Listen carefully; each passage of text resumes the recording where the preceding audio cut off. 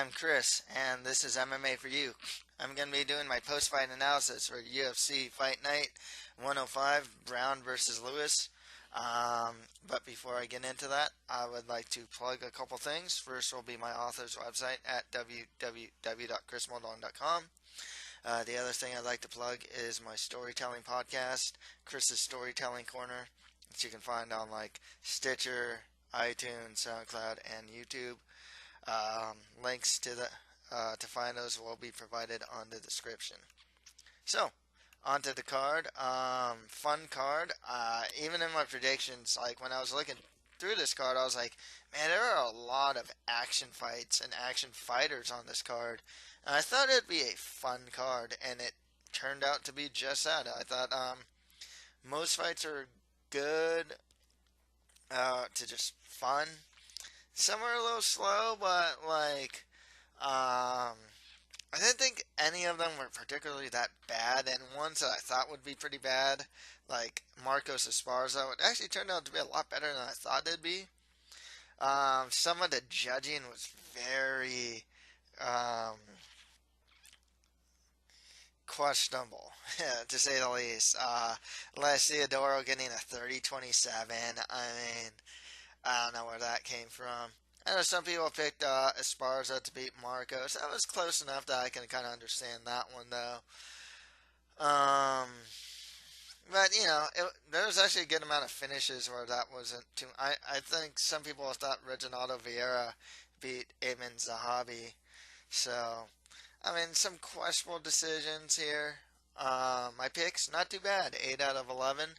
The 3 that I missed are Marcos versus Esparza, Theodoro versus Ferreira, and Brown versus Lewis. Okay, let's just get started. So Derek Lewis defeated Travis Brown by KO in the second round. Man, that stoppage was pretty late from Mario Yamasaki. He just allowed Lewis to pound him out till he fell asleep. It was an interesting performance with Lewis because it was a comeback win.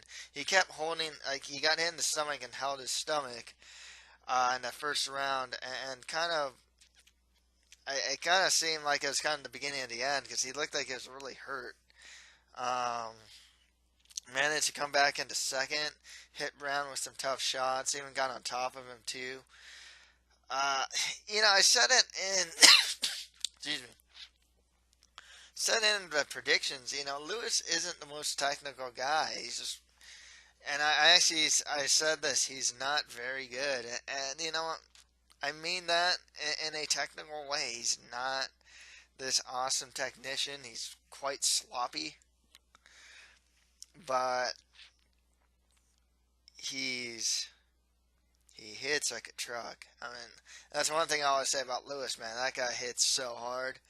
And he's so strong, too. That guy's just, you know, that guy's a beast, you know.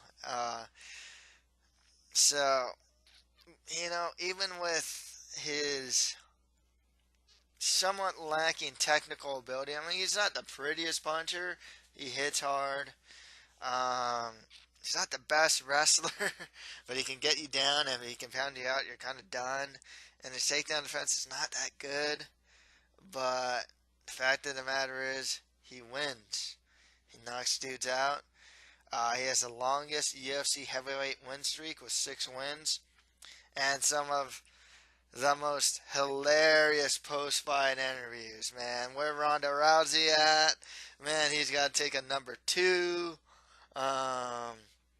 Don't be talking to him about fighting. He needs to take a vacation. This guy just says he overtrained and had too much sex. I mean, God, this guy, man. This guy just says, he says the most funny things, you know. It's awesome, man. There's something about Derek Lewis, and Brian Stan just kind of stood there, and it's just like baffled, you know, like did he just say this? So yeah, Lewis. Sorry, man. Sorry, he's a funny guy. I mean, listen to this post. All of his posts. Funny interviews. This one was one of the most funny ones, though. But some of his other ones, man, they're pretty funny stuff, man. even even in disappointing, like the way he says things too, it's kind of funny. When he beat Shamil Abdurrahimov, this is bullshit. Yeah, it's just like, man, this guy, yeah. But likable guy. I don't know how far he's gonna go. You know, I think he's a fan favorite. He gets finishes, and it's just I gotta wonder if these guys that have better technical ability and get probably take him down kind of more consistently could do well against them. But I guess we'll find out, you know, because now he's just firmly entrenched. I mean, he was already in the top 10, but I think this one really like firmly entrenches him in the top rankings now of heavyweight. So with that said, I think a fight against Francis Ngannou would be pretty cool. If not, there's a winner of Rothwell versus Verdum. There's a winner of Overeem versus Hunt. Travis Brown, he can get a rematch against like Struve or maybe like an Alexander Volkov next. Next fight after that, Johnny Hendricks defeated Hector Lombard by unanimous decision. I liked Johnny Hendricks' performance here. He looked really good in the third. He'd actually like throw the right hand and slip out and angle out. His knees, even though they're getting caught, it seems like he knew he can defend a takedown. So it's just like he'd throw the knee through the middle, which connected a good amount of times. Get it caught, but would just defend a takedown. The one time he did get taken down, he just got back to his feet. Showed a good chin. I'll say this about Hector Lombard, man. That guy looks small. Smaller than, than before. Everyone's going to say USADA, and that could be true, actually, because Lombard was caught with something. People are saying that with Johnny Hendricks, too, because, he was knocking guys out, and now he's not knocking anyone out. He's not even knocking guys down that much. And even Lombard, for all his power that he's shown in the past, it just wasn't there this time. Lombard looked a little better just in the sense that he didn't put everything into the first round.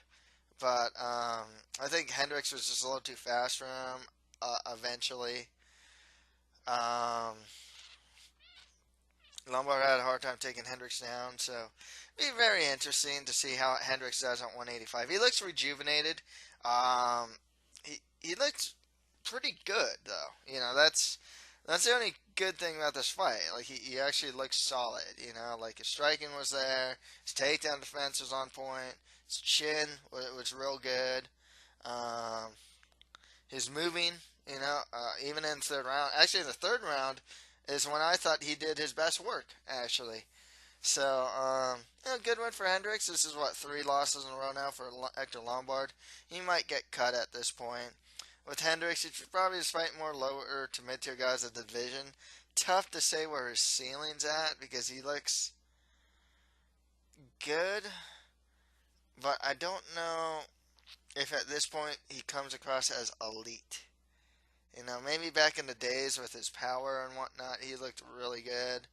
These days, he looks average. Maybe just I don't know. I haven't found him to look great. He looks good, not great. Looks particularly good here, and maybe he's getting back to form now. At this new weight class, you would hope his cardio looked good too. And like I said, I thought he was doing his best work and the most work in the third, so that's a really good sign for him. So after that, Gavin Tucker defeated Sam Cecilia by unanimous decision. Tucker just styled on Cecilia. Kicks, punches, angles, the speed of which this guy moved. He faked a kick, went for a takedown, Went for a leg lock, which showed that he's still very much into learning phases. There's, little things like that shows that like he still has some work to do. Good prospect though. I remember watching his stuff on just checking out some of his fights, some of his highlight videos and whatnot. And I was really impressed with what I saw. So when he was up against Sam Cecilia, I was like, Sam Cecilia's all right. He can do a little bit of everything, but he's not. He's kind of a flawed fighter. And I thought, this was a good opponent for Tucker. So, and yeah, man, he's just out. He just stout on him, man. He's just like the much faster fighter and whatnot. I'm very curious to actually see how he does moving up the ranks because he looks solid. He didn't show too much of it. I mean, he did get that takedown on Cecilia, but he does have a pretty solid ground game too. So his striking was on point, but he does have a good ground game too. He's actually known to be a finisher. I think out of all his wins, they were all finishes. I won't even go so far as say most were in the first round, if not all. Or is that Zahabi? I forgot. But going to decision in the UFC, I mean, one thing about fighters in the UFC, they're just tougher. Like for the most part, just as a generalization, they're tougher and they're generally just harder to get finishes on. So it's good for, it's always a good experience for fighters who never go to decision to actually go to the decision. It lets you know their cardio, what they can do and whatnot. Sam Cecilia, I think he's on a losing streak. Wouldn't surprise me to see him get cut.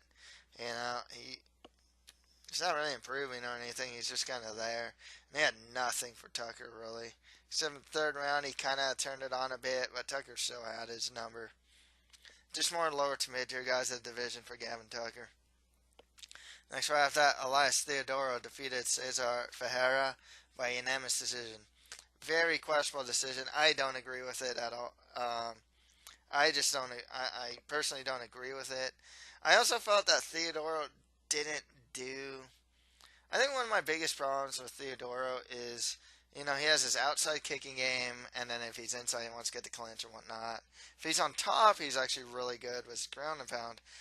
My biggest problem with Theodoro here is like he just didn't do anything. I mean, it's just like a lot of his kicks hit air. He got countered like a bunch of times in the first round. He got his back taken, and good on him to be able to get on top. He, with the same escape when he got his back taken. In the second round he got the ground and pound, but like Cesar, Ferreira just kicked him off and went back to his feet. Um, and I felt that in the third round, the most significant thing that happened was Cesar Mouton just getting his back, and that's the thing. Theodore, I was pretty high on Theodore as a prospect, but as of late, I've kind of soured on him. It's just like he's not a huge threat on the feet. His kicking game it's kind of slow actually, and as as Ferreira showed, he can get countered quite easily too. But he got the win here. I wouldn't say it's a great performance from him. Seems like a cool guy. From what I hear, he's like the coolest guy ever. But as far as progress goes, yeah, there isn't anything that makes me think he's gonna break out of middleweight, mid-tier purgatory. I thought Cesar was actually pretty good. I think he made one big mistake in going for that guillotine and just putting like everything into it in the second round. Otherwise, he seemed to have something for every position.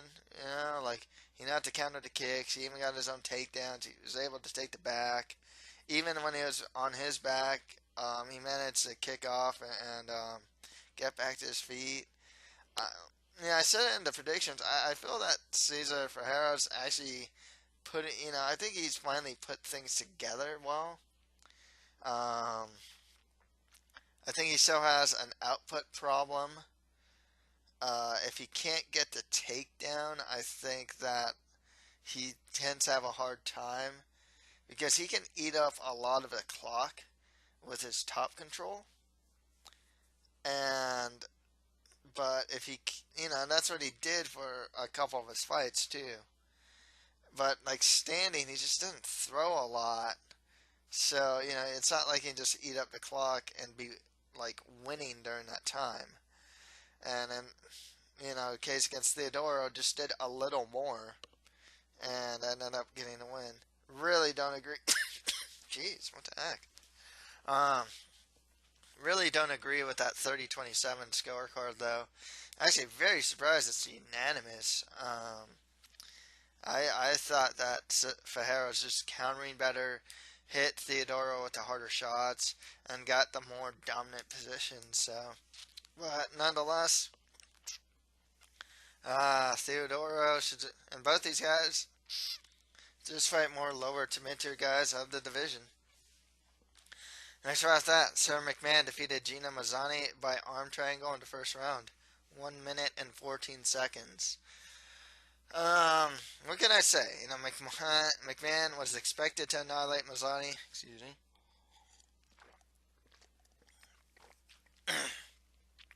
And she did. Mazzani got to show nothing in this fight. And McMahon, good on her because she found an overmatched opponent and beat her quite easily. And, like if it went to decision and it was like some gritty decision or something like that, that would actually make McMahon look bad. But something like this, it's like okay, she showed her dominance. She's she's showing to be a better finisher and seems to have this wicked arm triangle. And in a way she found it too. It's kind of cool because she took her, she had her back, took her down, and then Mazzani kind of spun into it. But it seems like McMahon knows how to kind of set up the arm triangle now too. And she's also just really strong. So if she even gets it from half guard, like she did against Alexis Davis, like it's really hard to get out of it. Like McMahon can pass to like Mount or like to the side that she needs to go and get that arm triangle. And it's good for McMahon because she's not known as a finisher. So and this is a perfect move for a wrestler of her caliber. Arm triangles and wrestlers are like, even if you miss an arm triangle, you can still stay on top. So it's a really fitting move for her, and she's strong too. So with that said, McMahon should get like Carmouche, Pennington, or Pena next. Mazzani kind of just fight some lower level fighters of her division. So I have that Paul Felder defeated Alessandro Ricci by TKO in the first round. Great performance from Felder. I really liked what I saw from him here. Picked his shots well. Defense looked good. Looks like he's training with Rufus. It seems to be fitting him quite well. Finish was great. Upwards elbow that just wrecked Ricci's nose. Some follow-up punches and whatnot. And Felder, got the win. It was a good win for him. He looked impressive. He moved well. He picked his shots well. Showed his power. Good stuff from Felder. I like Felder. I think he's good. I think he's a good fighter. Can't really say if he's going to break like the top 10 or anything like that. But, improvements like this, he can definitely, might be going places. Hard to say still. Ricci's probably going to get cut. It's like, he's just kind of a guy that's there at this point. Didn't look particularly impressive in his last fight. And got finished in the first round of this fight, So, I can see Ricci getting cut. And Felder, just more mid-level guys of the division. I think he beat like the Alessandro Ricci's of the world, the Josh Berkmans of the world now. Quite consistently. So, give him some more mid-level guys at this point. Lightweight is deep enough where he can fight some, guys that will really test him. Count of prelim, Santiago Ponzinibbio defeated Nordine Talib by unanimous decision. I agree with the decision. One thing that is disputed about this fight, though, is that there's an eye poke around the second round, if I'm not mistaken, that seemed to have been quite a difference maker in this fight. Very interesting strategies, though. Nordine Talib with the outside leg kick, which was very effective, and that Ponzinibbio would just eat all day. Well, he actually checked a couple later, and Ponzinibbio using the jab. That was very effective, really busting up Nordine Talib's nose, even dropped him in the first round. Um, Very back and forth fight though. I was saying in the predictions that Nordine Talib, he's come a long way in the sense that he's just a really solid fighter. He's gonna be one of those guys that's just really hard to beat. You kind of have to really work and strategize um, in order to beat the guy, and that's what Ponzinibbio did. I thought he actually had a pretty rough. One of the rounds was pretty rough, but once he was able to get that jab to Talib's nose, it's looking pretty good. I was saying in the predictions that I think Ponzinibbio is headed to the top 15. I don't know if I'm thinking about a top 5 guy, possibly a top 10. Um, One of the guys on the top 15, Ryan LaFleur, has already beaten him. LaFleur's pretty good. Like, I think LaFleur might actually be on his way to the top 10. Like, he lost like Damian Maya. It's like, and he went 5 rounds with the guy. So it's like, I think LaFleur might be moving on up. But there's guys like Matt Brown and Jake Ellenberger that's still in the top 15 that Ponzinibbio just might be able to beat at this point. Even a guy like Safadine might have a hard time with them. The kicks are pretty interesting, but Santiago also hits pretty hard. Um, so with that said, yeah, I'd like to see Ponzinibbio fight like Matt Brown or Jake Ellenberger next. With Nordine Talib, just more like mid-level guys of the division. So how's that? Ronda Marcos defeated Carla Esparza by split decision. Good performance by Marcos. She moved around a lot, used a jab quite well. In that first round, when she got taken down, she turned it into an opportunistic position and got the crucifix, and so did hammer fisting. You know, questionable whether she's really deserved that win or not, but yeah, I can definitely see the argument for Marcos getting 2 rounds. One of the biggest rounds, interestingly enough, Esparza is like ranked number 3, and Marcos, I don't know if she's unranked at this point and has like a 6-5 record now, 7-5 record. So Marcos should probably move up the rankings quite a bit. I've been very critical of Carla Esparza. I picked her to win this, and I thought she didn't look too bad. And I think there's a very good argument for her to win this. I personally thought she should have won it, but the thing with Esparza is one, it's like they say she's working on her striking, and maybe she is, but I think she's just too small for the division. First of all, she should be fighting at atomweight because she has like no power at this. Like she just has no power in her strikes. She doesn't take a hit well. Like her chin seems fine. It's just that like she gets hit and like she just reacts kind of funny. You can tell she does not like.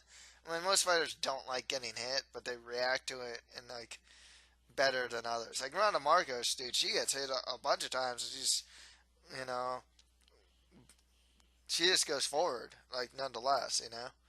Esparza seems to get hit and like, goes back and seems really uneasy. The other thing with Esparza, she still shoots from way out. And one thing is, she's probably like one of the best, if not the best wrestler of her division. But we're now just getting at a point in women's mixed martial arts where like everything's just getting better, striking included. And takedown defense is just one of those things that is just getting better. And Ronda Marcos is a pretty, I thought she'd actually get taken down, a bit more. I was actually quite impressed that she wasn't taken down as much as I thought she would. She wasn't on her back as much as I thought she would be. Um, but it just goes to show you can't just be a wrestler in a division anymore. Just that'll only get you so far. And like I said, Esparza's just not very big for the division either.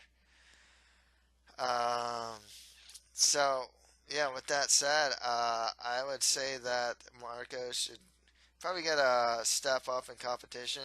Now, Felice Herrig got that big win over Alexa Grasso. I think Herrig versus Marcos would be pretty cool. Uh, Marina Moroz versus Marcos would be good. Maybe with Esparza, if you want to give her like Tisha Torres, they kind of have a grudge going on. Joanne Calderwood, Paige Van Zant, that'd be good too. As far as that, Amin Zahavi defeated Reginaldo Vieira by unanimous decision. I saw that some people were disputing this decision. I was actually a bit surprised. I thought that Zahavi got, I don't agree with 30-27, but I thought he got 29-28. I thought, one thing I like about Zahavi is for a guy who doesn't have a lot of fights, in his first round of UFC, his composure is pretty good. He doesn't do too many things too wildly. He throws a jab that I thought he would throw. He threw some good combinations when he had Vieira up against the cage, and even had him hurt a couple times.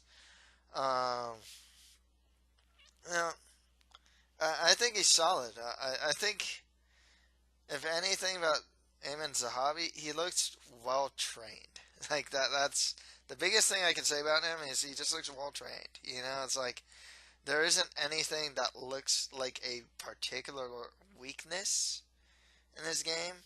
He just probably needs a little more experience. Vieira was tough. I think this is the first time Zahavi even got out of the first round, if I'm not mistaken. Never been to decision, so Zahavi kind of needed that. And he got a win over a relatively tough guy and probably the most experienced guy that he's fought so far. So, you know, he's not as like dynamic as say like Gavin Tucker was, as far as like UFC newbies, and prospects. But I think Zahabi already has a good understanding of basics and fundamentals, and just looks solid. Like I said, it's just he's not super flashy or anything like that. But good one for him. Reginaldo Vieira, I think this is 2 losses in a row now. And like I said it in the previews or the predictions, I'll say it here.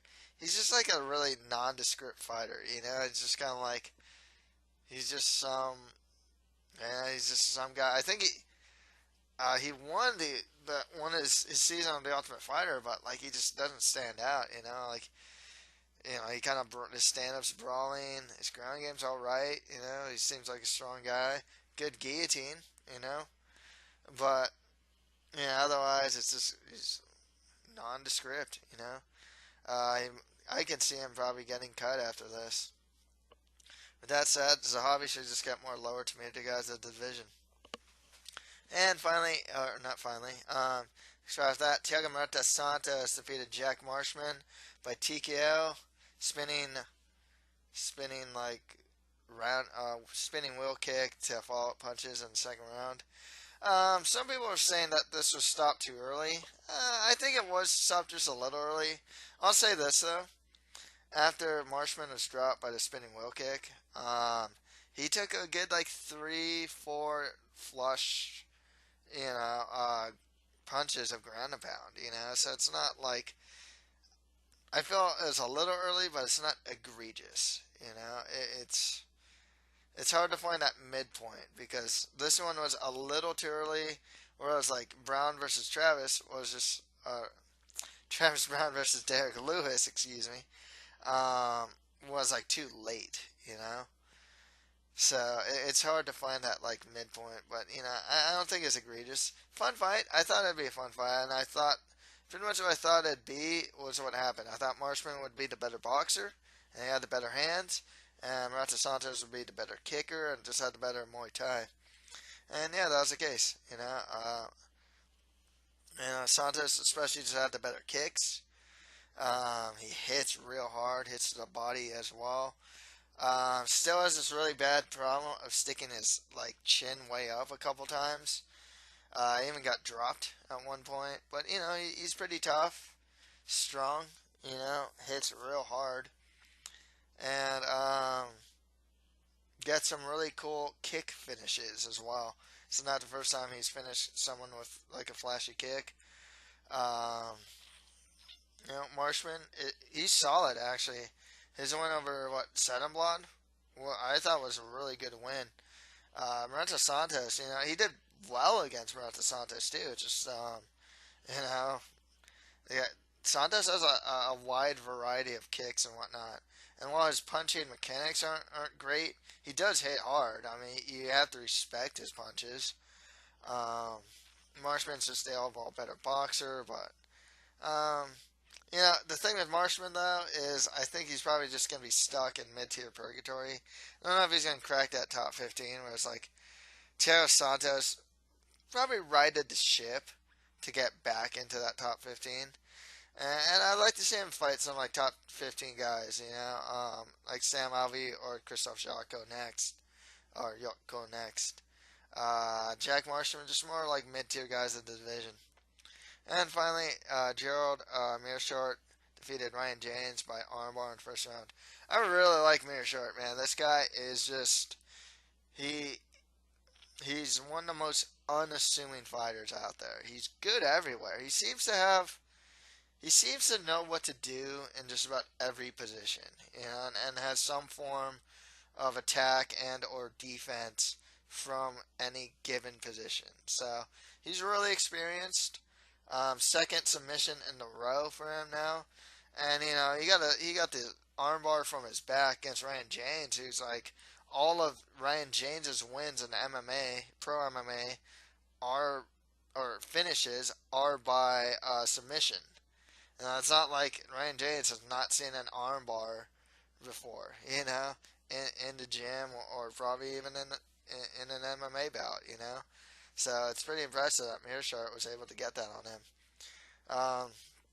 Ryan James has a couple of problems. One, his defense is terrible, and two, as much as he's this like pressure fighter that keeps pushing forward and throws at a high volume, he still hasn't shown to have that much power in his strikes. And defensively, he's just terrible. I mean, that guy just gets hit clean the way he pushes forward. Yeah, with that said, Jared Mearshart, he's more mid-level guys of the division. I kind of wonder if he can break out of this, what I like to call middleweight purgatory, and it's just these guys kind of like in the middle of the division that can seem to beat each other at any given day and can't seem to just get out of being in the mid tier, and break that top 15. I kind of wonder if Gerald Mearshart's one of those guys. Well, yeah, we'll see. It's more mid-level guys for Mearshart. Ryan James, more lower to mid-tier guys of the division for him. Okay, so that's pretty much it for my post-fight analysis for UFC Fight Night 105. If you have any comments, just leave them below. And please check out my author's website at www.chrismoldon.com and check out my storytelling podcast, Chris's Storytelling Corner. And yeah, so that's pretty much it for MMA for you. Thank you guys very much.